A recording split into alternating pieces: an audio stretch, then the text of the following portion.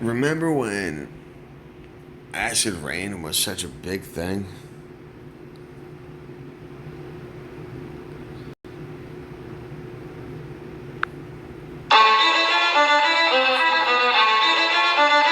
Let's go. Where's that 1991? Here we go. The Environmental Protection Agency is tackling the acid rain problem with new rules cutting sulfur dioxide emissions. Deborah Potter reports. For years, acid rain has poisoned America's lakes and eaten away at its monuments. The major cause, sulfur dioxide spewing from coal-burning power plants. Now the government is taking a unique approach to force a major reduction in emissions. This will be the first national program to use the principles of a market economy to achieve environmental goals. About 100 of the nation's dirtiest power plants will have to reduce overall emissions by 40% by the year 2000. But new federal rules will let them choose how to do it. A plant could put in scrubbers, switch to cleaner burning coal, or make a deal with another utility. Plants that cut pollution more than they have to under the law will get credits, which they can then sell to plants that don't meet the standards. The trading system. We've been having carbon credits for a long time, and it's something I just learned.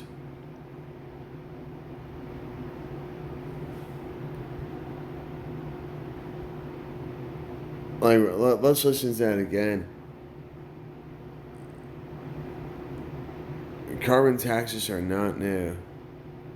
Maybe carbon tax is a new thing, but this is where where it got its roots, and now carbon taxes is just like, well, we have this tax, and well, how can we fractal, other things into that one tax to get more sense.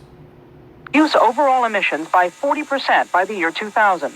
But new federal rules will let them choose how to do it. A plant could put in scrubbers, switch to cleaner burning coal, or make a deal with another utility. Plants that cut pollution more than they have to under the law will get credits, which they can then sell to plants that don't meet the standards. And so with that being said, it's like, okay, for these other companies, they, do necessary things, but this one is just like, oh, you know what, I can pollute even more.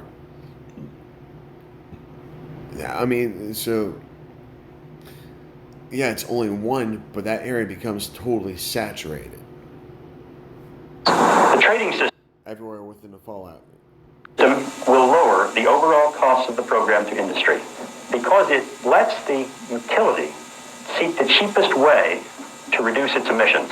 The administration expects the program to cost about $4 billion a year, and the average consumer will pay about 1% more for electricity. But utility companies say the cost will be far higher in some Midwestern states that now depend on coal-fired plants. There are going to be 10 utilities that we believe will have rate increases in excess of 20%. We believe there's an additional 20 utilities that are going to have rate increases above 10%. Both the government and environmental groups say that estimate is too high, and they argue that the benefits far outweigh the costs. Acid rain damage in health costs, in damage to our forests, and damage to buildings and monuments exceeds what it will cost in order to reduce the pollution. While some of the damage that's already been caused will never be reversed, officials say they do expect the new program to help restore the fish to hundreds of lakes and streams and to hold the line against further degradation. Deborah Potter, CNN, Washington. The Environmental Protection Agency. for good old propaganda. This is sulfuric acid, one of the more corrosive substances on Earth, and the prime ingredient in acid rain. Pennsylvania receives more acid rain than any other state, and I'm worried about our future generations, in addition maybe to us. Acid rain is harmful to buildings, statues, forests, maybe even to people. I'm Dave Roberts for Action News. Is acid rain killing us softly? Is there anything that we can do about it? Find out in my special report beginning Tuesday night at 11 on Action News. In 1963, scientists studying Hubbard Brook Experimental Forest in New Hampshire made a shocking discovery. Their most recent rainfall samples were nearly 100 times more acidic than usual. That happened just like overnight? It just happened overnight? At these levels, additional downpours of acid rain would destroy the region's marine and arboreal ecosystems in a matter of decades.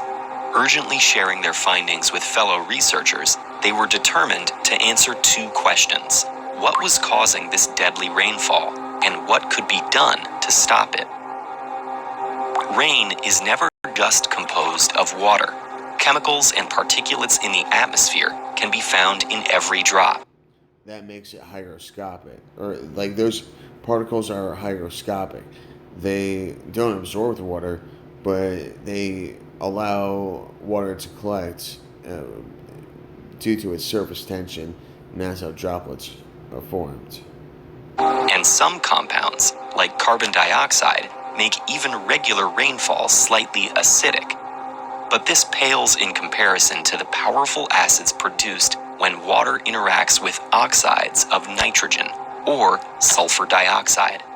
On the pH scale, which measures acidity, each whole number is 10 times more acidic than the one above it. And where normal rain has a pH of roughly 5.4, rain that's interacted with these gases can rank as low as 3.7. Oxides of nitrogen and sulfur dioxide can appear naturally as a short-lived byproduct of volcanic eruptions or lightning strikes. But power plants, refineries, and vehicles that use fossil fuels consistently pump large quantities into the air. These dangerous gases travel with the wind, spreading hundreds of kilometers from the pollution's source.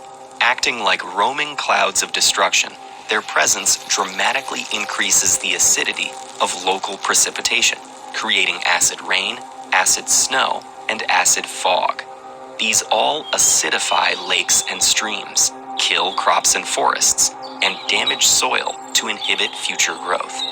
Over time, acid rain can even corrode human structures made of stone or metal.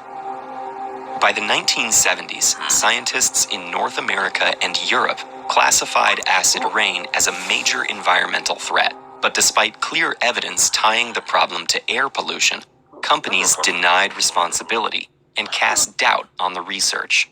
In the United States, corporations lobbied against regulating pollution and convinced politicians that such policies would raise energy costs and threaten jobs. These obstacles led the government to delay changes and mandate further research into the issue. But after a decade of mounting...